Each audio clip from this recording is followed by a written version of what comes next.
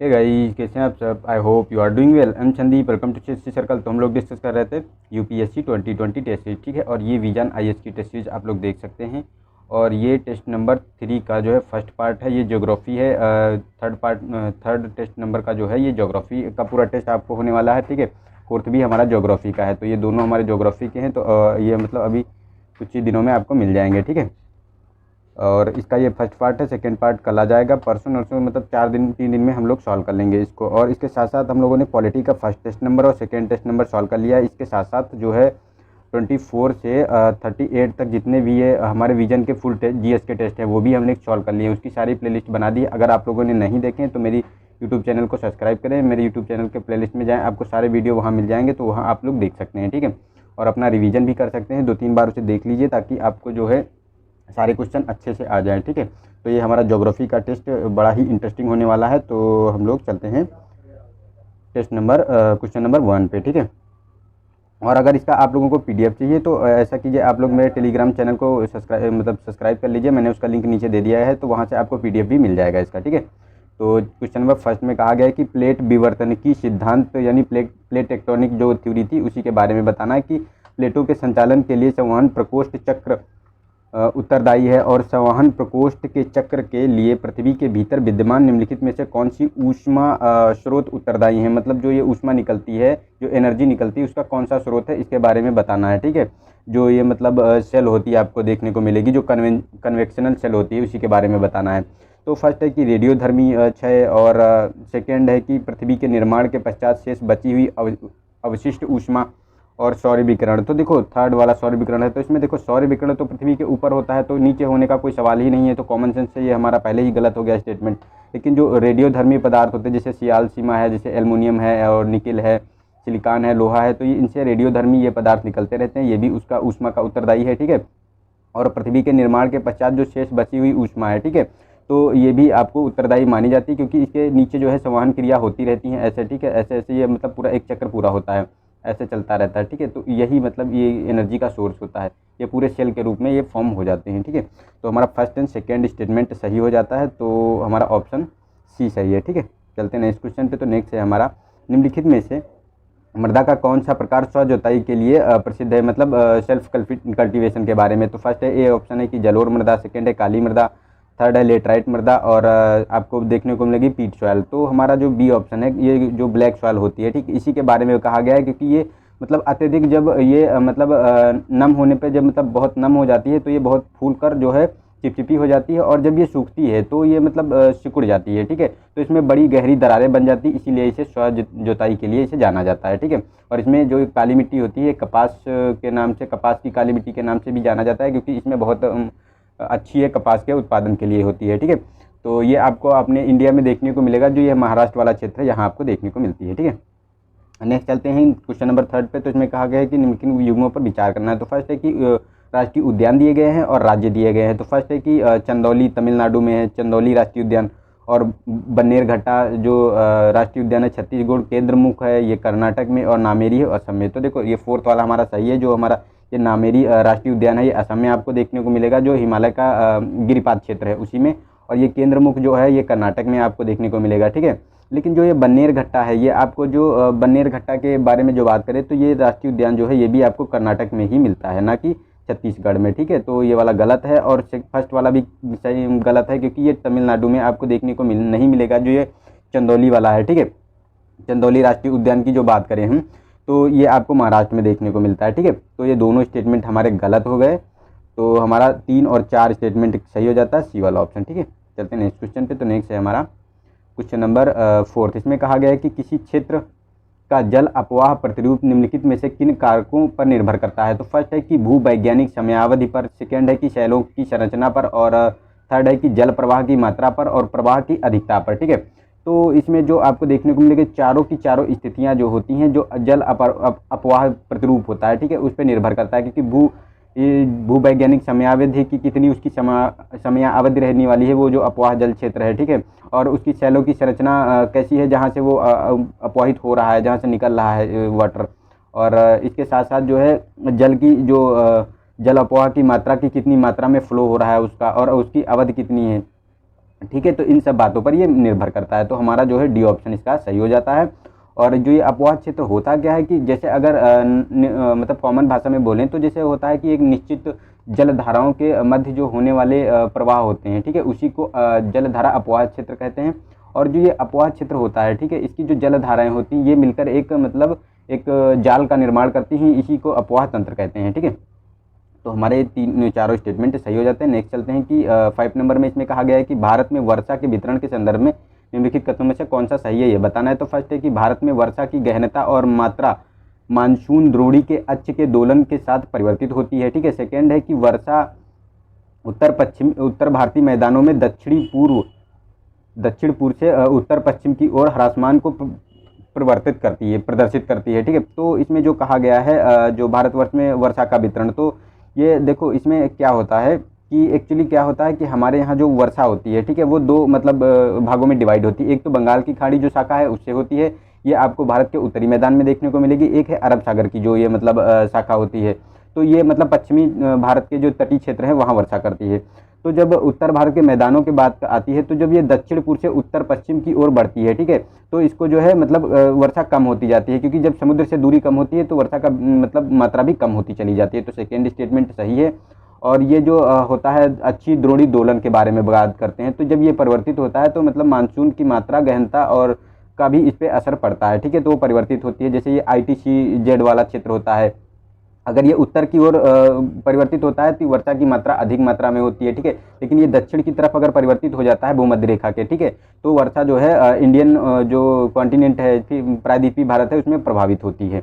दोनों स्टेटमेंट हमारे सही हैं, सी ऑप्शन हमारा सही हो जाता है। चलते हैं नेक्स्ट क्वेश्चन पे।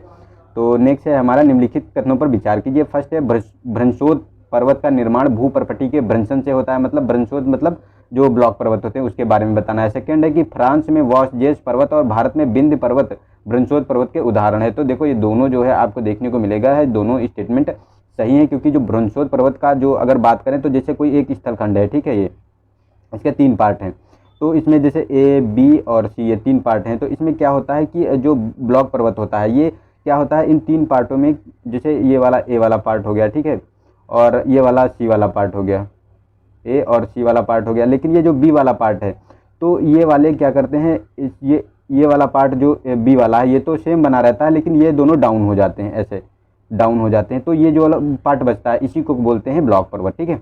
तो जो है ये मतलब ये आपको देखने को मिलेगा विंध्य और जो फ्रांस का जो वासजेस पर्वत है ये दोनों जो है आपको देखने को मिलेंगे कि भ्रंश पर्वत के उदाहरण है, मतलब ब्लैक माउंटेन के उदाहरण। तो सी वाला ऑप्शन हमारा सही हो गया, ठीक है।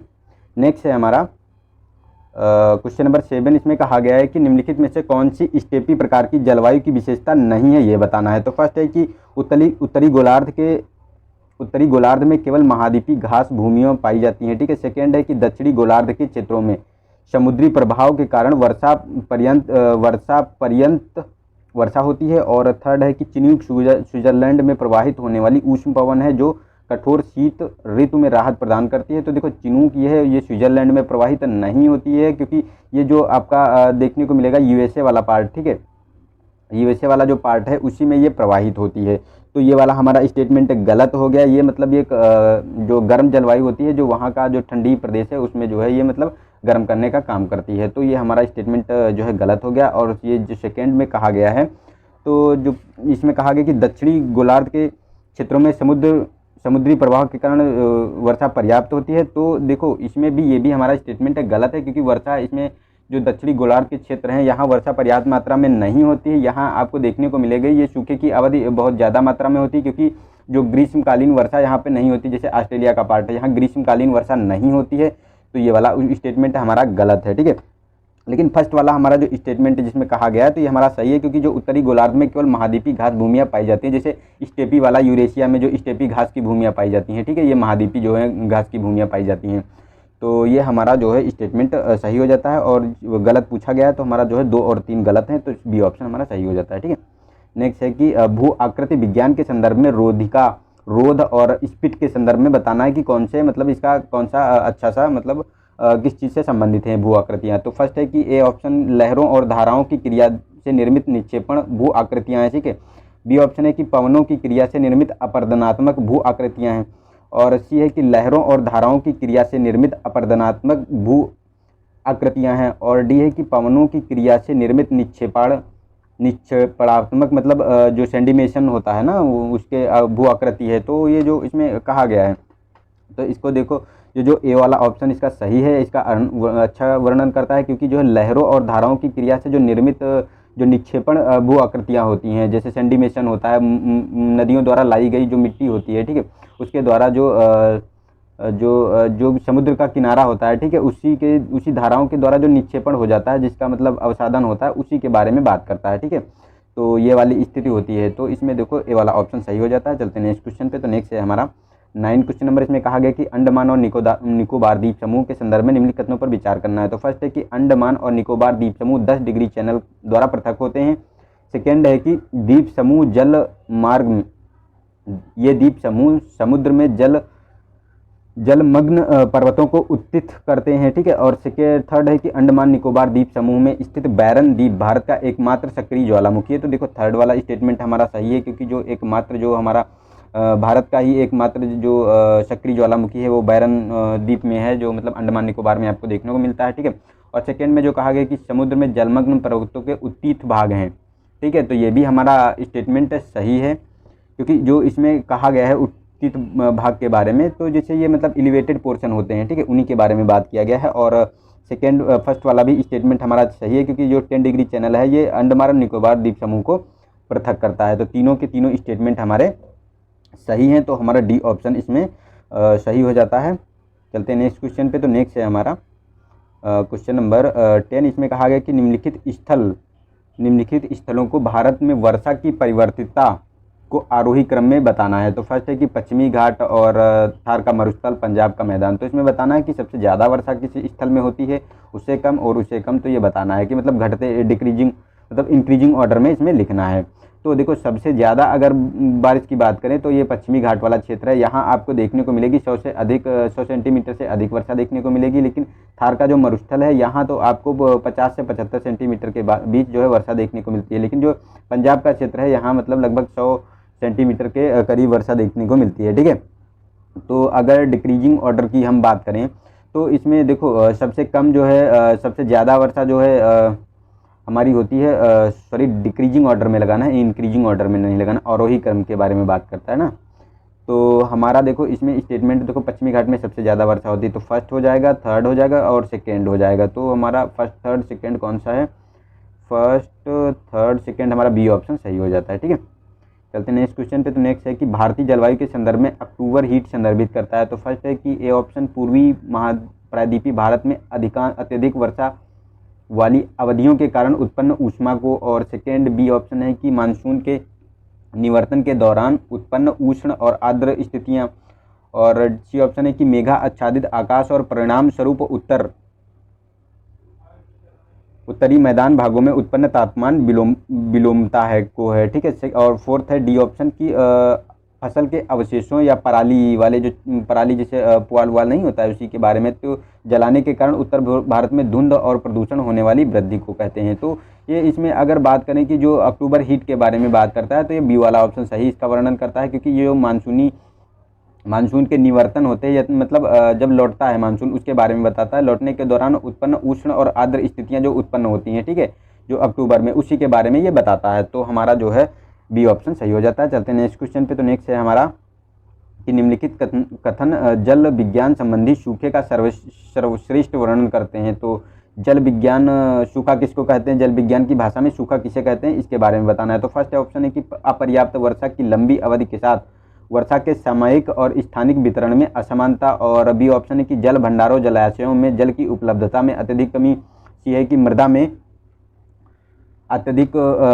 आर्द्रता की कमी से फसलों का नष्ट होना, और डी है कि जल की कमी के कारण पारिस्थितिकीय तंत्र की उत्पादकता में गिरावट आना। तो देखो इसमें जो कहा गया है, तो ये जो हमारा सूखे का अगर हमारा जो वाटर साइंस के बारे में बात करें तो ये जो है बी वाला ऑप्शन इसका अच्छा जो है वर्णन करता है, क्योंकि जो जल भंडारों और जलाशयों की उपलब्धता में जब अत्यधिक कमी हो जाती है, जिसे जो है हम वर्षा के द्वारा पूरा नहीं कर पाते हैं, मतलब रिस्टोर उतना नहीं कर पाते हैं, तो वही स्थिति सूखे के मतलब संदर्भित करती है, ठीक है।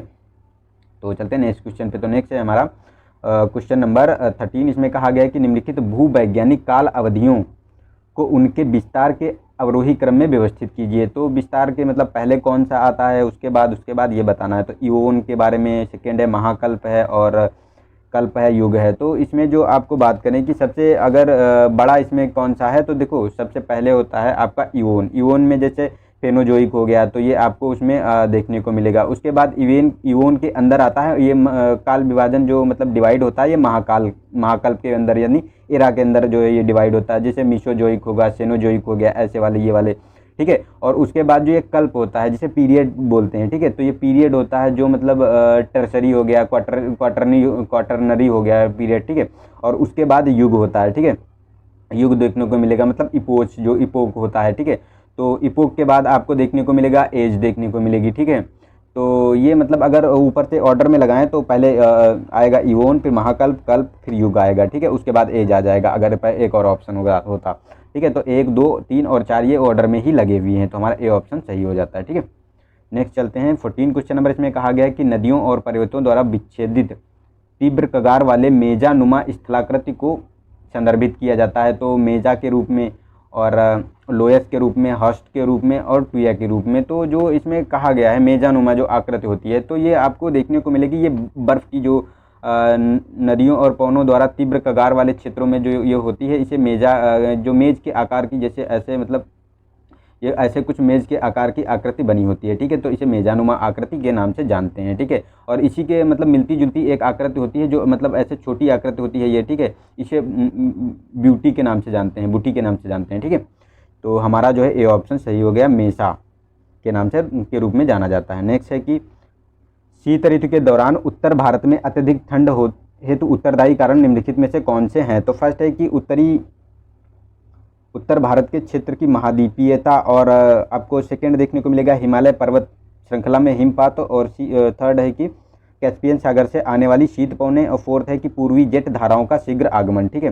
तो इसमें जो आपको देखने को मिलेगा, जो सारी के जो ये फोर्थ वाला है, ये जो तीव्र जेट धाराएं हैं, ये मतलब जो शीत ऋतु में हैं, ये जो अत्यधिक ठंड के लिए उत्तरदायी हैं, ये मतलब पूर्वी जेट धाराएं इसके लिए जो है उत्तरदायी नहीं है, क्योंकि जो पश्चिमी जेट होती है ये मानसून को प्रोस्पेक्ट के लिए उत्तरदायी होती है, ना कि जो है शीत ऋतु के दौरान अत्यधिक ठंड के कारण, ठीक है।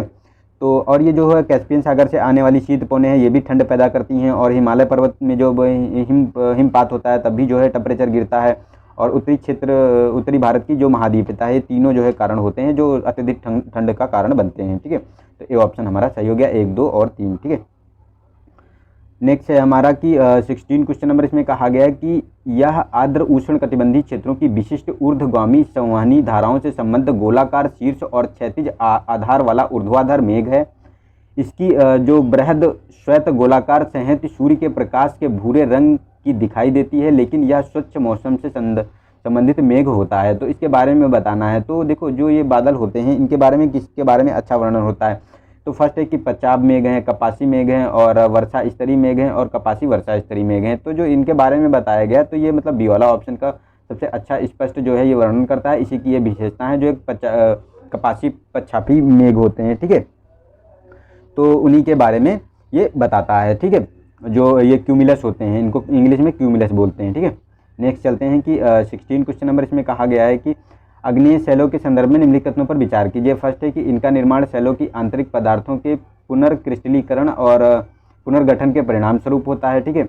और इन शैलों की संरचना का निर्माण की दर गहराई पर निर्भर करती है। और थर्ड है कि ग्रेबो पेग्माटाइट और अग्नेय शैलों की एक श्रेणी से संबंधित हैं। तो देखो इसमें ये मतलब ग्रेबो और पेग्माटाइट हैं, ये तो अग्नेय शैलों की श्रेणी से संबंधित है, ठीक है।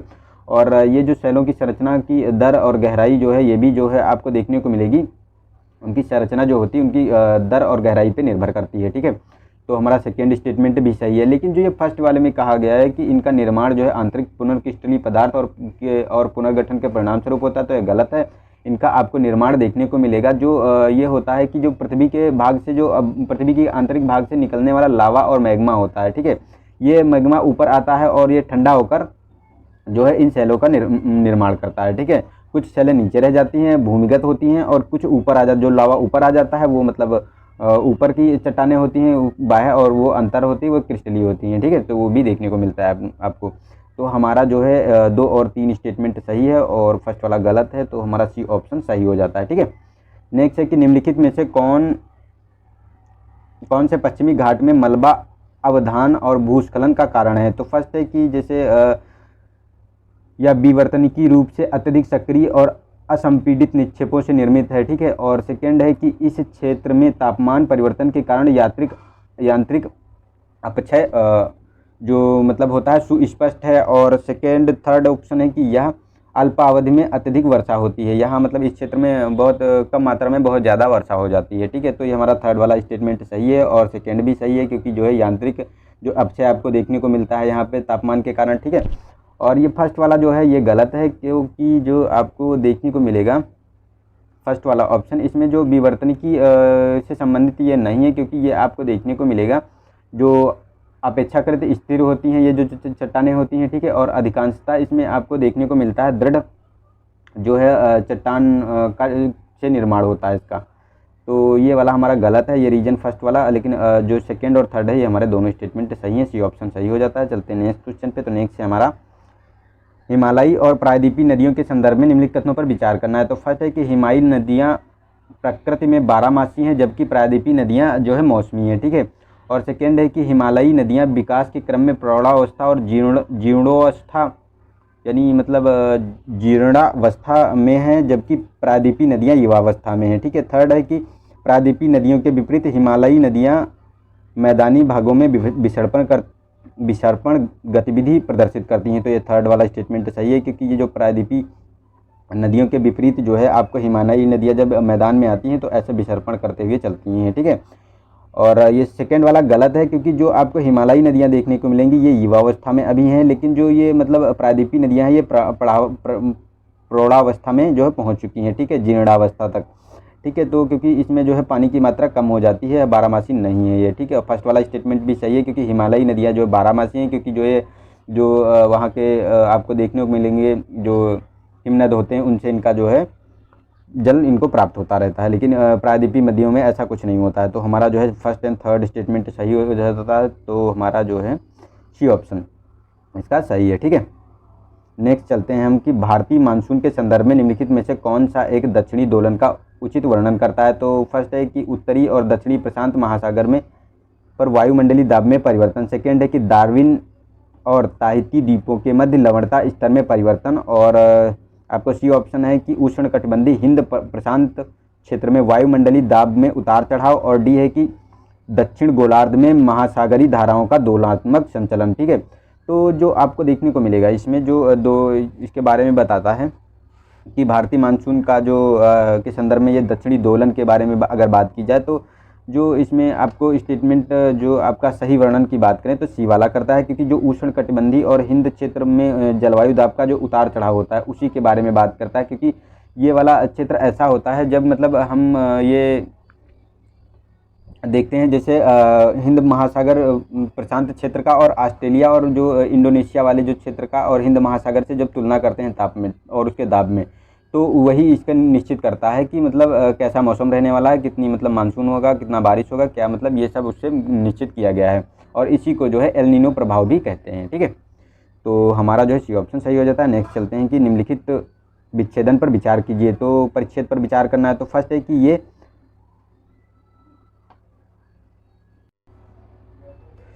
तो इसमें कहा गया है कि ये पृथ्वी पर विद्यमान सभी ज्वालामुखियों में विशालतम है। ये ज्वालामुखी अंततः बेसाल्ट से बने होते हैं और इसलिए तीव्र ढाल होने वाले नहीं होते हैं। पारंपरिक रूप से इनकी विशेषता कम विस्फोटकता होती है, लेकिन यदि किसी प्रकार का जल निकास नलिका में प्रवेश कर जाता है तो ये ज्वालामुखी विस्फोटक हो जाते हैं, ठीक है।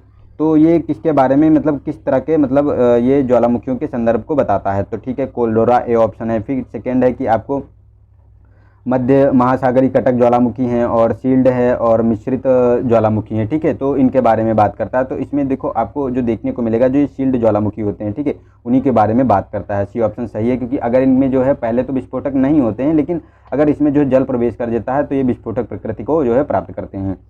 तो चलते हैं नेक्स्ट क्वेश्चन पे। तो नेक्स्ट है हमारा निम्नलिखित में से कौन से कारक भूकंप को प्रेरित कर सकते हैं। तो फर्स्ट है कि भ्रंश तल के किनारे विवर्तनिकी प्लेटों का फिसलना, सेकेंड है कि भूमिगत खानों को छतों का ढहना, और थर्ड है कि ज्वालामुखी विस्फोट और सुनामी।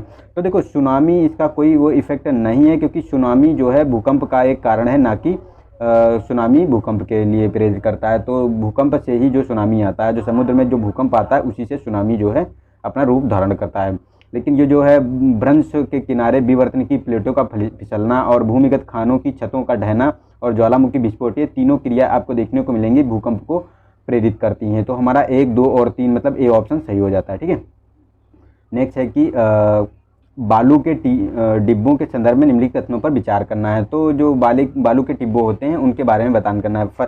तो बताना है फर्स्ट है कि बरखान पर वलयिक आकार के टिब्बे हैं जिनकी भुजाएं पवन की दिशा में होती हैं। ठीक है। सेकेंड है कि सी ऑफ भुज वाले बरखान होते हैं जो पवनों की दिशा परिवर्तित होने पर निर्मित होते हैं। थर्ड है कि यह रेत की आपूर्ति कम होती है, यहाँ जब रेत की आपूर्ति कम होती है और पवन की दिशा स्थिर होती है तो अनुदैर्ध्य टिब्बों का निर्माण होता है। तो ये थर्ड वाला स्टेटमेंट सही है, क्योंकि जब जो आपको देखने को मिलेगा पवनों की जो है मतलब रेत की कमी होती है और पवन की दिशा स्थिर हो जाती है। तो इस प्रकार के कुछ मतलब ऐसे ये आकार वाले ऐसे ये मतलब देखने को मिलते हैं, ये आपको इस प्रकार की ये आकृति बनती है। ठीक है। इसी को बोलते हैं अनुदैर्ध्य टिब्बे। ठीक है।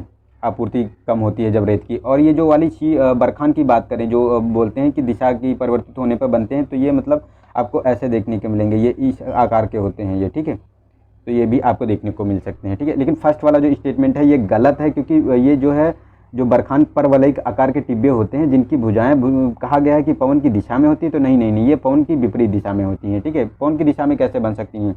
तो हमारा जो है 2 और 3 स्टेटमेंट सही हो गया, बी वाला। ठीक है। चलते हैं नेक्स्ट क्वेश्चन पे। तो नेक्स्ट है हमारा निम्नलिखित नदियों पर विचार कीजिए। तो फर्स्ट है कि गंगा, सिंधु, गोदावरी और ब्रह्मपुत्र नदी। तो उपयुक्त नदियों के जल क्षेत्र का सही अवरोही क्रम बताना है कि कौन सा है, कि मतलब भारत में किसका कितना जल क्षेत्र है, यानी बेसिन पूछ रहे हैं। तो इसमें जो आपको देखने को मिलेगा, तो सबसे ज़्यादा यहाँ पे आपको देखने को मिलेगा गंगा का जल क्षेत्र है। ठीक है। उसके बाद आपको अगर हम बात करें तो गंगा का, और उस गंगा का, क्योंकि गंगा में आपको देखने को मिलेगा कि इसका जो जल क्षेत्र है तो लगभग 8.5 वर्ग किलोमीटर आपको देखने को मिलेगा, 8.5 लाख वर्ग किलोमीटर देखने को मिलेगा। और जो सिंधु का क्षेत्र है ये आपको देखने को मिलेगा 3.5 लाख वर्ग किलोमीटर, और गोदावरी का क्षेत्र आपको देखने को मिलेगा ये 3.2 के समथिंग। ठीक है। और ये जो ब्रह्मपुत्र का भारत में जो क्षेत्र है जल संग्रह का, तो ये 1.9 लाख वर्ग किलोमीटर देखने को मिलेगा। तो सबसे ज़्यादा है आपका गंगा का, फिर सिंधु का, उसके बाद आपको देखने को मिलेगा गोदावरी और फिर ब्रह्मपुत्र। तो इसको लगाना है कि मतलब डिक्रीजिंग ऑर्डर में लगाना है। तो हमारा देखो 4 सबसे कम है हमारा ब्रह्मपुत्र का। ठीक है। उसके बाद आपको देखने को मिलेगा गोदावरी का, सिंधु का और फिर गंगा का। तो ये ऑप्शन हमारा सही हो जाता है। ठीक है। नेक्स्ट चलते हैं क्वेश्चन नंबर 25। इसमें कहा गया है कि निम्नलिखित में से कौन सी पृथ्वी के भूगर्भ के संदर्भ में जानकारी के प्रत्यक्ष स्रोत हैं। तो जो पृथ्वी का जो भूगर्भ है उसमें प्रत्यक्ष जानकारी किस किस से मतलब मिलती है? तो ज्वालामुखी विस्फोट है, उल्काएं हैं, भूकंप हैं। तो देखो इसमें क्या होता है कि एक तो प्रत्यक्ष होती है, मतलब भूगर्भिक संबंध में जानकारी जो है प्रत्यक्ष स्रोत होते हैं, एक इनडायरेक्ट सोर्स होते हैं। ठीक है। तो अगर डायरेक्ट स्रोत में बात करें तो जो ज्वालामुखी विस्फोट होते हैं, ठीक है, इसको इसमें इंक्लूड किया जाता है। और जैसे ड्रिलिंग की जाती है, ठीक है, जो ड्रिलिंग के जान और खदान जो की जाती हैं, खदानें की जाती हैं खानों से, जो मतलब आपको जो साक्ष्य प्राप्त होते हैं, तो ये मतलब डायरेक्ट स्रोत के अंतर्गत आते हैं। ठीक है। लेकिन जो आपको देखने को मिलेगा उल्काएं हैं, भूकंप हैं, और इसके साथ साथ जो खनन से जो तापमान और दाब का जो निर्माण करते हैं, और जो आपको ये जो भूकंपीय गतिविधियां हैं, इन सबको ये आपको देखने को मिलेगा ये इनडायरेक्ट स्रोत होते हैं। ठीक है। तो हमारा केवल एक ऑप्शन सही है, डायरेक्ट स्रोत पूछा गया है इसमें। ठीक है।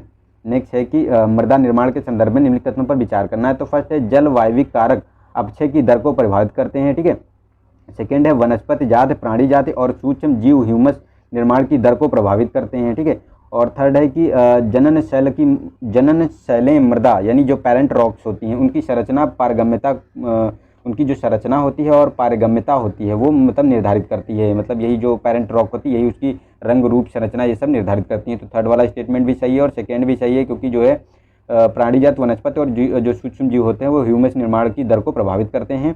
और ये जो फर्स्ट वाला जो कहा गया है तो ये भी हमारा स्टेटमेंट सही है, क्योंकि जलवायु की कारक जो है अपचय की दर को प्रभावित करते हैं, जैसे तापमान हो गया, वर्षा हो गया, ये सब मतलब इसको इफेक्ट करते हैं। तो हमारे तीनों के तीनों जो है मृदा निर्माण को प्रभावित करते हैं। डी ऑप्शन हमारा सही हो जाता है। ठीक है, चलते हैं नेक्स्ट क्वेश्चन पे।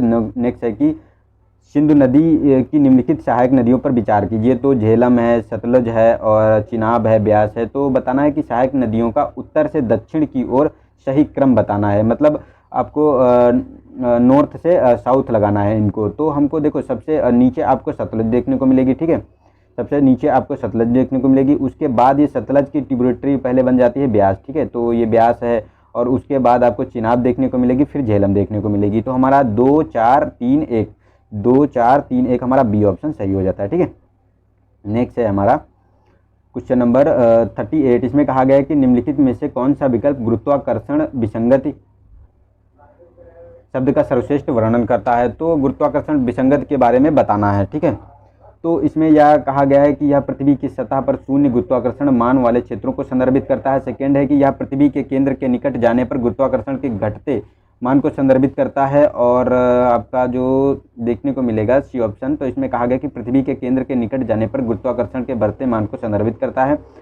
डी ऑप्शन है कि यह गुरुत्वाकर्षण के प्रेक्षित मान और गुरुत्वाकर्षण के आपेक्षिक मान के मध्य को अंतर को मतलब ये संदर्भित करता है। तो देखो डी वाला ऑप्शन इसका सही मतलब आपको वर्णन करता है, जो गुरुत्वाकर्षण विसंगत के बारे में बात करता है, यानी ग्रेविटी एनोमली जो होती है उसके बारे में। तो ये गुरुत्वाकर्षण के प्रेक्षित मान जो होते हैं वो गुरुत्वाकर्षण के अपेक्षित मान के मध्य के अंतर को बताता है। ठीक है, नेक्स्ट चलते हैं। तो 29 इसमें कहा गया है कि वायुमंडल की संरचना के संदर्भ में निम्नलिखित कथनों पर विचार करना है। तो फर्स्ट है कि वायुमंडल की मोटाई भूमध्य रेखा पर सर्वाधिक है। सेकेंड है कि भूमध्य रेखा के ऊपरी क्षोभ सीमा पर वायु का तापमान ध्रुवों की तुलना में कम होता है। ठीक है, थर्ड है कि मध्य मंडल में ऊंचाई में वृद्धि के साथ तापमान बढ़ता है। तो देखो जो ये मध्य मंडल में है ऊंचाई के तापमान बढ़ता है तो ये गलत है, क्योंकि जो आपको देखने को मिलेगा वहाँ पर मान घटता है। क्योंकि देखो जो स्ट्रेटोस्फीयर होती है, ठीक है, मतलब ट्रोपोस्फीयर है, उसके बाद स्ट्रेटो है और उसके बाद मीजो है और इग्जो है। ठीक है, तो इसमें देखो सबसे ये लैप्स दर 6.5 पर किलोमीटर की दर से जो है ट्रोपोस्फीयर में ये तापमान घटता जाता है। ठीक है, लेकिन जब हम जाते हैं तो ये वाला घटकर हमारा 80 डिग्री तक पहुंच जाता है, -80 डिग्री तक। ठीक है, और जब स्टेटो में पहुंचते हैं तो ये हम तापमान बढ़ना स्टार्ट होता है। तो यहाँ पे लगभग 0 डिग्री टेम्परेचर तक आ जाता है इसका तापमान। ठीक है, उसके बाद जब हम मतलब फिर मीजो स्फीयर में जाते हैं, ठीक है, तो फिर तापमान जो है घटने लगता है और ये -100 डिग्री के पार चला जाता है। ठीक है, उसके बाद फिर जो है एक्सो में भी बढ़ना चालू होता है। तो ये वाला हमारा गलत हो गया। और ये कहा गया कि क्षोभ सीमा पर वायु का तापमान ध्रुवों की तुलना में कम होता है। तो ये भी हमारा स्टेटमेंट सही है, क्योंकि जो आपको देखने को मिलेगा जो ध्रुवों का तापमान जो होता है, ध्रुव में जो तापमान होता है क्षोभ सीमा से, तो यहाँ देखो 80 डिग्री होता है और 45 डिग्री का आपको अंतर देखने को मिलेगा। ठीक है, और फर्स्ट वाला स्टेटमेंट भी यही है, क्योंकि जो भूमध्य रेखा होती है, ठीक है, वहाँ पे आपको मोटाई 8 किलोमीटर देखने को मिलेगी, मतलब ध्रुवों पे 8 किलोमीटर देखने को मिलेगी, और जो भूमध्य रेखा पर इसकी मोटाई होती है, ठीक है, क्षोभ मंडल की, तो ये 18 किलोमीटर देखने को मिलेगी। ठीक है, तो तीनों स्टेटमेंट हमारे सही है। थर्ड वाला ऑप्शन डी वाला हमारा स्टेटमेंट डी ऑप्शन सही हो जाता है। ठीक है, नेक्स्ट है कि निम्नलिखित कथनों पर विचार कीजिए। तो स्थलाकृतियाँ दी हुई हैं और भू आकृतियों का कारक दिया हुआ है कि किस कारण ये बनते हैं। तो फर्स्ट है पद स्थली यानी पेडी प्लेन्स, तो हिमनद होते हैं, डोलाइन भूजल है और समप्राय मैदान है ये पवन के। तो इसमें जो कहा गया है स्टेटमेंट, तो इसमें देखो ये जो समप्राय मैदान के बारे में बात करें तो ये वाला हमारा गलत हो जाता है, क्योंकि ये जो आपको देखने को मिलता है ये जलप्रपात जैसी संरचना बनती है। ठीक है, और इसमें क्या होता है कि ये संरचना बनती कैसे है कि जो मतलब प्रवाही जल होता है, ठीक है, जो प्रवाही जल क्षेत्र होता है उसकी जो प्रारंभिक अपरदन की स्थिति होती है उसी से ये संरचना बनती है। ठीक है, और सेकेंड वाला स्टेटमेंट सही है, क्योंकि ये भूजल का एक मतलब डोलाइन एक भूजल है। ठीक है, और फर्स्ट वाला स्टेटमेंट हमारा गलत हो जाता है, क्योंकि इसमें ये हिमनद का वो आकृति का कारक नहीं है। इसमें आपको देखने को मिलेगा जो पर्वतीय पादगृह होते हैं, मतलब पर्वत का नीचे वाला क्षेत्र होता है, उसमें जो ये मलबा होता है, ठीक है, मलबे वाली ढलान होती है उसी को बोलते हैं पदस्थली। ठीक है, तो हमारा जो है केवल सेकेंड वाला स्टेटमेंट सही है, सी वाला ऑप्शन सही हो जाता है। चलते हैं नेक्स्ट क्वेश्चन पे। तो नेक्स्ट है हमारा क्वेश्चन नंबर 31। इसमें कहा गया है कि हिंद महासागर में ग्रीष्मकाल और शीतकाल के दौरान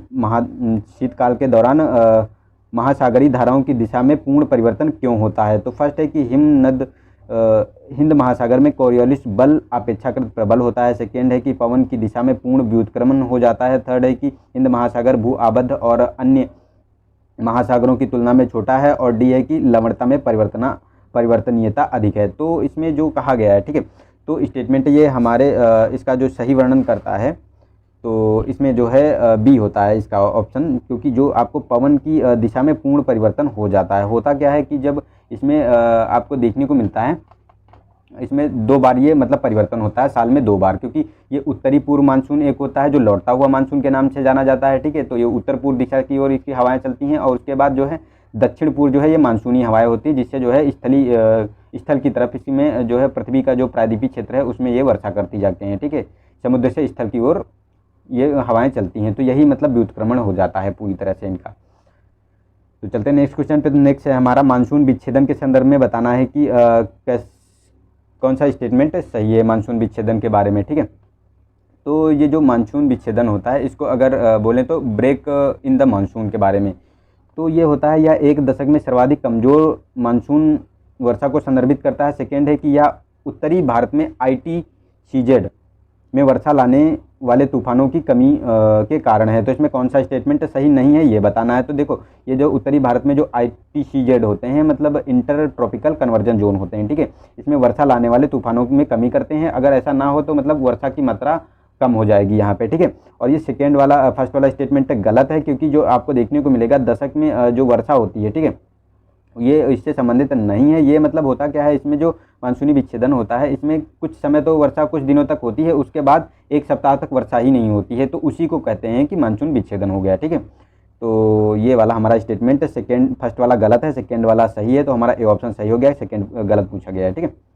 नेक्स्ट है कि कास्ट स्थलाकृति के संदर्भ में निम्नलिखित कथनों में से कौन सा स्टेटमेंट सही है ये बताना है। तो फर्स्ट है कि यह गोलीकरण और अवक्षेपण की प्रक्रियाओं के माध्यम से भूजल क्रिया का परिणाम है, और सेकेंड है यह चूना पत्थर वाले क्षेत्रों में एक प्रमुख विशेषता है। तो जो चूना पत्थर वाले क्षेत्रों की एक प्रमुख विशेषता है, इसके बारे में कहा गया है। तो देखो, इसमें जो आपको देखने को मिलेगा दोनों स्टेटमेंट सही हैं, क्योंकि ये गोलीकरण और अवक्षेपण की प्रक्रिया के माध्यम से भूजल क्रिया का परिणाम है, और ये चूना पत्थर वाले क्षेत्रों में देखा जाता है, क्योंकि जो एड्रियाटिक सी वाला जो संलग्न क्षेत्र जो संलग्न देश हैं वो चूना पत्थर वाले चट्टानें वहाँ पाई जाती हैं, तो उसी क्षेत्र की ये बारे में बात करता है, ठीक है। कास्ट स्थलाकृतियाँ वहाँ बनती हैं। तो हमारे दोनों स्टेटमेंट सही हैं, सी वाला ऑप्शन सही हो जाता है। नेक्स्ट चलते हैं क्वेश्चन नंबर 34। इसमें कहा गया है कि ज्वालामुखी उद्गार के संदर्भ में उत्सर्जित होने वाले कणों के संदर्भ में निम्नलिखित कथनों पर विचार कीजिए। तो फर्स्ट है कि ज्वालामुखी उद्गार के दौरान पृथ्वी की सतह पर ब्लैक स्रो के रूप में गिरने वाली अति सूक्ष्म कणों को ज्वाल खंडाश्मी यानी पायरोक्लॉट्स कहते हैं, ठीक है। सेकेंड है कि ज्वालामुखी उद्गार के दौरान प्यूमिस और ज्वालामुखी बम सहित बड़े खंडित शैलों को ज्वालामुखी धूल कहा जाता है। तो देखो, ये दोनों स्टेटमेंट हमारे गलत हैं, क्योंकि जो ज्वालामुखी उद्गार होता है तो जो अंदर से आपको देखने को मिलेगा जो लावा निकलता है, ठीक है, जो अंदर से जो लावा निकलता है उत्सर्जित ठोस पदार्थ होते हैं, ठीक है, उन्हीं से जो है इनका जो है ज्वालामुखी उद्गार को उत्सर्जित होने वाले जो पदार्थ होते हैं तो उन्हीं के जो सूक्ष्म कण होते हैं। तो कुछ तो होता है कि मतलब जैसे ज्वालामुखी उद्गार हुआ, ऐसे स्थिति होती है, तो ये ज्वालामुखी उद्गार हुआ तो कुछ क्षेत्र तो तुरंत ही गिर जाते हैं यहाँ पड़ोस में, ठीक है, यही जम जाते हैं। लेकिन कुछ होते हैं कि बहुत तेज़ी से जब विस्फोट होता है तो बहुत दूरी में जाके गिरते हैं, ऐसे जो ये बड़े बड़े खंड होते हैं, ठीक है, इन्हीं को ज्वाल खंड कहते हैं, ठीक है, यानी पायरोक्लाट्स कहते हैं इन्हीं को। और ये मतलब एक स्लो होती है, ठीक है, इसी को एक स्लो ब्लैक स्लो के रूप में जाना जाता है। ये बहुत ही प्रभावित करती है, लोगों को दबा भी देती है ये, ठीक है। तो दोनों स्टेटमेंट हमारे गलत हैं इसमें। नेक्स्ट चलते हैं कि 35 में इसमें कहा गया कि निम्नलिखित कथनों पर विचार कीजिए। तो फर्स्ट है कि भारत में पूर्वी तट एक निम्न अवसादी तट है, और जबकि पश्चिमी तट जो है उच्च चट्टानी तट है। और सेकेंड ऑप्शन है कि भारत के पूर्वी तट पर अपरदनात्मक स्थल रूपों, जबकि पश्चिमी तट पर निक्षेपणात्मक यानी अवसादी जो स्थल रूप की प्रमुखता पाई जाती है। तो देखो, इसमें जो आपको पूर्वी तट पे है तो इसमें आपको देखने को मिलेगा वहाँ पे ये निक्षेपण यानी अवसाद होता है वहाँ पे, ठीक है, नदियों द्वारा लाए गए मिट्टी के कणों से वहाँ अवसादीकरण हो जाता है, ठीक है, डेल्टा का निर्माण होता है। लेकिन जो पश्चिमी घाटों में ऐसा नहीं होता है, तो अपोजिट चीज़ें बताई गई हैं, तो गलत स्टेटमेंट है। और जो ये फर्स्ट वाला है इसमें जो कहा गया है तो इसमें तो फर्स्ट वाला स्टेटमेंट सही है, क्योंकि जो आपको देखने को मिलेगा पूर्वी तट, ठीक है, ये अवसादी तट है, लेकिन ये जो पश्चिमी तट है ये चट्टानी तट देखा जाता है, तो वहाँ पर अवसाद नहीं होता है, वहाँ डेल्टा नहीं पाए जाते हैं, ठीक है। तो ए वाला ऑप्शन हमारा सही हो जाता है। चलते हैं नेक्स्ट क्वेश्चन पे। तो नेक्स्ट है हमारा रिएक्टर और मार्केली स्केल के माध्यम मध्य विद्यमान अंतर के संदर्भ में कथनों पर विचार करना है। तो बताना है, फर्स्ट है कि जहां रिएक्टर स्केल का उपयोग भूकंप की तीव्रता को मापने के लिए किया जाता है, वहीं मार्केली स्केल का उपयोग भूकंप के आयाम को मापने के लिए किया जाता है। ठीक है। सेकेंड है कि यहाँ रिएक्टर स्केल में मापन की कोई सीमा निर्धारित नहीं होती है, वहीं मार्केली स्केल में इसकी ऊपरी सीमा निर्धारित है। तो देखो मार्केली स्केल को जो है 1 से 12 जो है पैमाने पर 1 से 12 खाने बने होते हैं। ठीक है, इसके द्वारा मापा जाता है, लेकिन रिएक्टर स्केल का कोई मतलब मापन नहीं है। लेकिन हाँ एक मतलब एल्टीट्यूड इसमें होता है, जैसे मतलब 8.6 का एल्टीट्यूड अभी हाईएस्ट एल्टीट्यूड का भूकंप आया था जो चिली में 1960 में आया था। उसके बाद अभी तक इतना जो है हाई एल्टीट्यूड का जो है भूकंप नहीं आया है। तो इसका कोई मापन नहीं, लेकिन हाँ एक मतलब एल्टीट्यूड पहले से आ चुका है, उसके बारे में बताया गया है। और जो ये कहा गया है फर्स्ट वाला, तो एक गलत स्टेटमेंट आपको देखने को मिलेगा। सेकेंड सही है, क्योंकि ये जो होता है, ठीक है, तो इसमें जो मार्केली स्केल में होता है ये एल्टीट्यूड मापा जाता है। ठीक है,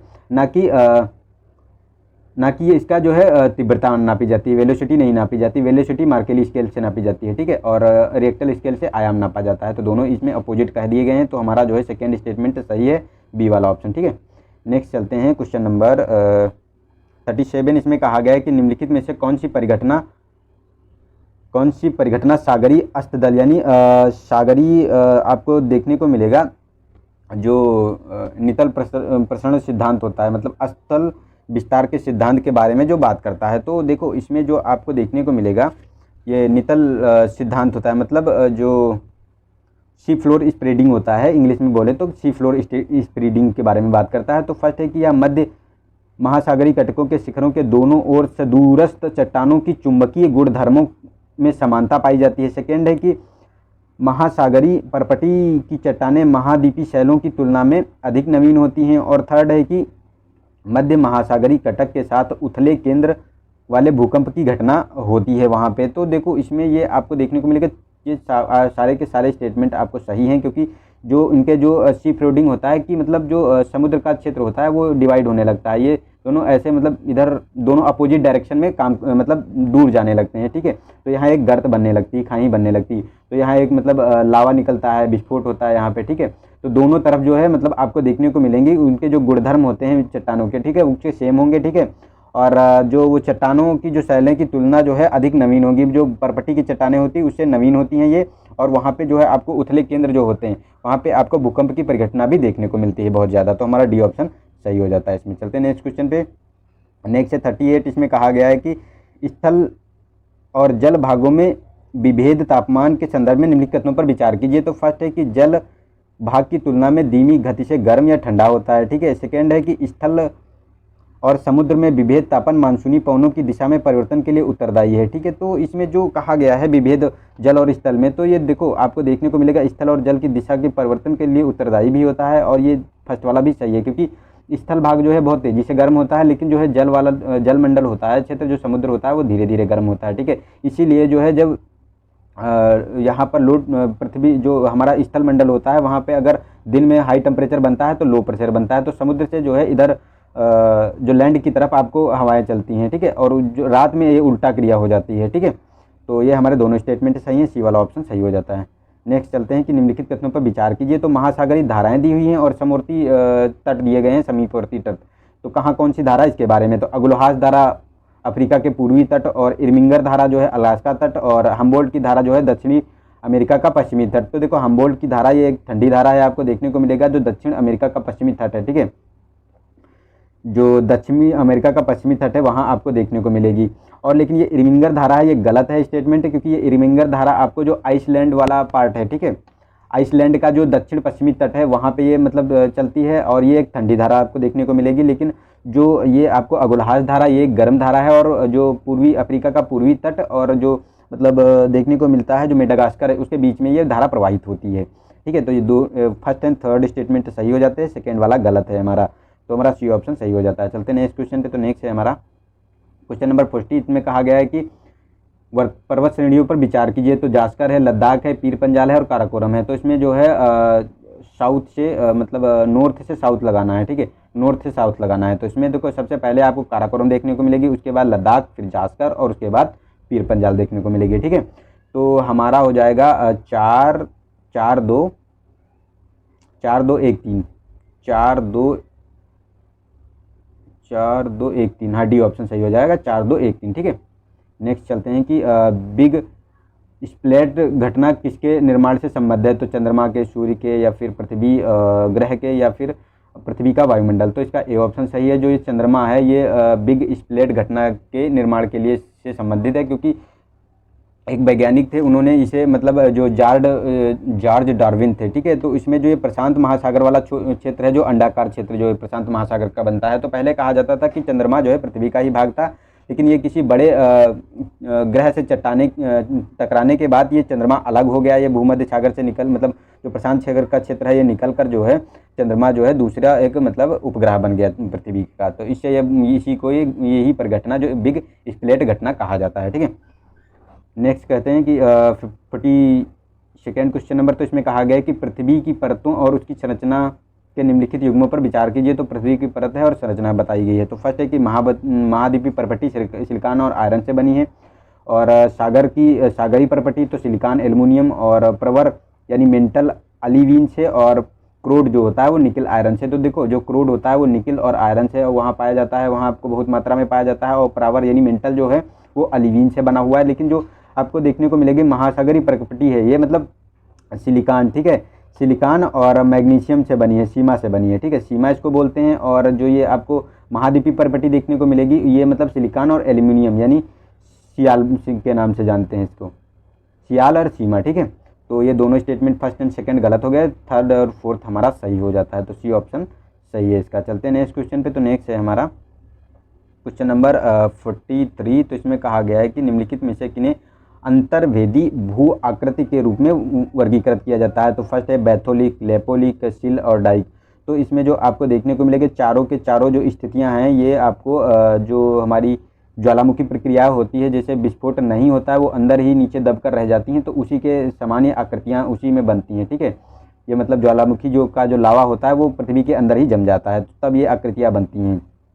तो इसमें जो है सभी चारों की चारों सही हैं। और बैथोलिक की अगर हम बात करें कि कैसी आकृति होती है, तो बैथोलिक की जो आकृति होती है ये आपको कुछ इस आकार की देखने को मिलेगी, ठीक है, ऐसे इस आकार की देखने को मिलती है, ठीक है।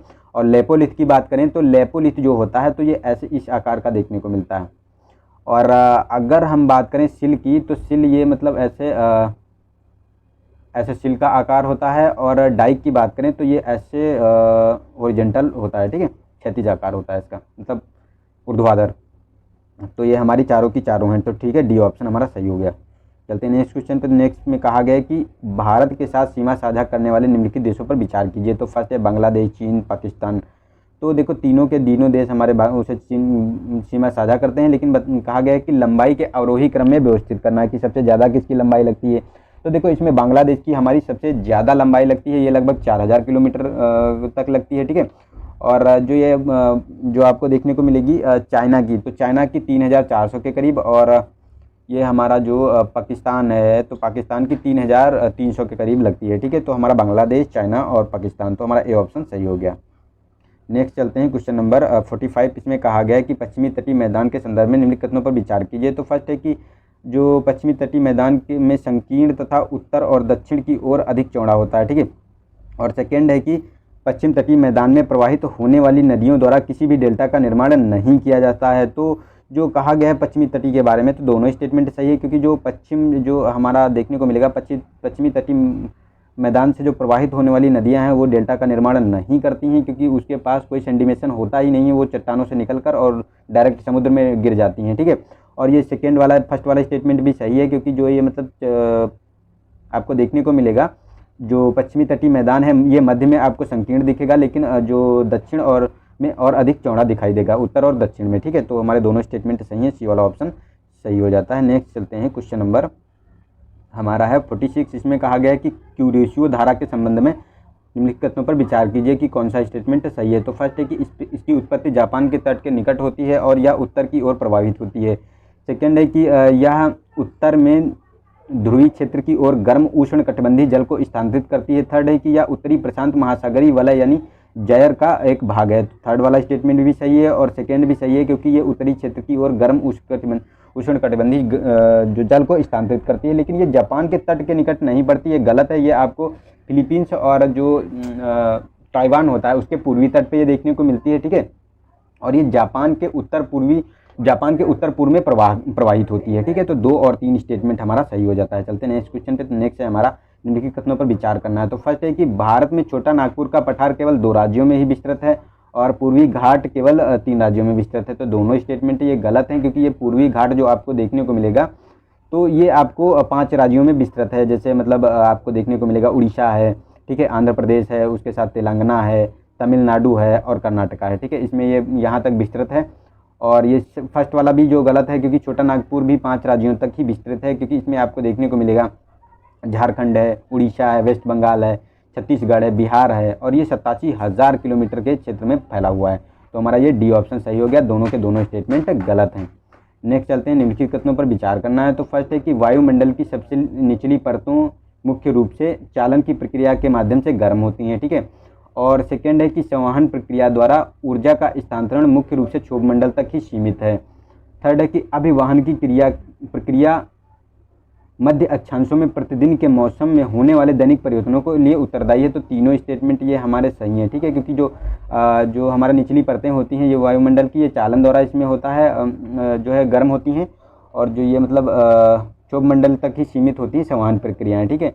और ये थर्ड वाला भी सही है हमारा। तो हमारे तीनों स्टेटमेंट सही हो गया, डी वाला ऑप्शन सही हो जाता है। चलते हैं नेक्स्ट क्वेश्चन पे। तो नेक्स्ट है हमारा क्वेश्चन नंबर 49। इसमें कहा गया कि ग्रीष्म काल के दौरान भारतीय उपमहाद्वीप में पवन परिसंचरण के प्रतिरूप के संदर्भ में निम्नलिखित कथनों पर विचार करना है कि कौन सा स्टेटमेंट सही है। तो फर्स्ट है कि निम्न और उच्च दोनों ही स्तरों पर पवनों के परिसंचरण में व्युत्क्रमण हो जाता है, ठीक है। सेकेंड है कि यह भारतीय क्षेत्र में पश्चिमी जेट धारा की वापसी हो जाती है। और थर्ड है कि अंतर उष्ण कटिबंधीय अभिसरण क्षेत्र उत्तर की ओर स्थानांतरित हो जाता है। तो देखो ये भी जो आपको देखने को मिलेगा स्टेटमेंट है, तो इसमें तीनों के तीनों स्टेटमेंट हमारे सही हैं, क्योंकि निम्न और उच्च दोनों स्तर पर पवनों में परिसंचरण में व्युत्क्रमण भी होता है, ठीक है।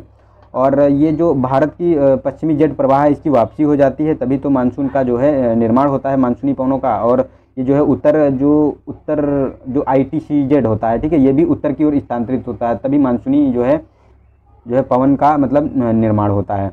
और अगर ये पश्चिम की ओर प्रभावित हो जाता है तो मानसून नहीं आता, देर से आता है, मतलब बहुत कम वर्षा होती है भारतीय उपमहाद्वीप में, ठीक है। तो हमारा डी ऑप्शन सही हो जाता है इसका। चलते हैं नेक्स्ट क्वेश्चन पे। तो नेक्स्ट है कि निम्नलिखित में से कौन से भूस्खलन की घटनाओं को कम करने के उपाय हैं। तो भूस्खलन की जो लैंड स्लाइडिंग होती है उसके बारे में बताना है। तो फर्स्ट है बृहद स्तर पर वनीकरण करना, सीढ़ीदार कृषि एवं बांधों का निर्माण करना और झूम कृषि। तो देखो थर्ड स्टेटमेंट गलत है, क्योंकि झूम कृषि से ये क्रियाएं बढ़ती हैं, क्योंकि इसे तो बर्निंग और कल्टीवेशन के नाम से जाना जाता है, ठीक है, एग्रीकल्चर है ये। तो इसमें क्या है, जंगलों को काट कर उन्हें जला दिया जाता है और फिर वहाँ एग्रीकल्चर किया जाता है, तो जिससे ग्लोबल वार्मिंग बढ़ती है, ठीक है। तो ये भी हमारा जो है मतलब ये चीज़ें बढ़ाता है, ना कि कम करता है ऐसी घटनाओं को। लेकिन जो वन अगर हम भारी मात्रा में करते हैं तो ये भी हमारा भूस्खलन की घटनाएं कम होती हैं, क्योंकि जो है पर्याप्त मतलब अनियमित और अत्यधिक वर्षा की जो है घटनाएं कम हो जाती हैं, जिससे जो है लैंड स्लाइडिंग रुक जाती है और सीढ़ीदार कृषि और बांधों का निर्माण भी लैंड स्लाइडिंग को रोकता है। तो हमारा 1 और 2 स्टेटमेंट सही है, थर्ड वाला गलत हो गया है, ठीक है। तो हम लोगों ने यहाँ क्या किया, 50 क्वेश्चन अपने पूरे कर लिए हैं। कल इसका आपको वो वीडियो फिर मिल जाएगा, ठीक है। अब डेली बेसिस पे आपको एक वीडियो मिल जाएगा, तो आप लोग निश्चिंत रहिए। आपके जितने भी ऐसी सेक्शनल हैं मैं करवा दूंगा जब तक टेस्ट होगा, मतलब पेपर होगा, ठीक है, 4 अक्टूबर तक। उससे पहले हम करवा देंगे, ठीक है। तो आज के लिए इतना ही। और अगर आप लोगों को इसका PDF चाहिए तो टेलीग्राम ग्रुप ज्वाइन कर लीजिए, ठीक है, नीचे लिंक दिया गया है। और आप लोगों को करना क्या है कि एक फेसबुक ग्रुप हो या फिर आपका एजुकेशनल कोई ग्रुप भी हो, उसमें शेयर करना है और अपने दोस्त जो पढ़ाई कर रहे हैं उनको शेयर करना है, ठीक है। और अगर पसंद आया तो इसे लाइक करें और शेयर करें अपने दोस्तों में, ठीक है। और इसके साथ साथ आपको जो है अगर कोई दिक्कत आ रही है, कोई प्रॉब्लम है, तो आप लोग सजेशन भी दे सकते हैं, ठीक है।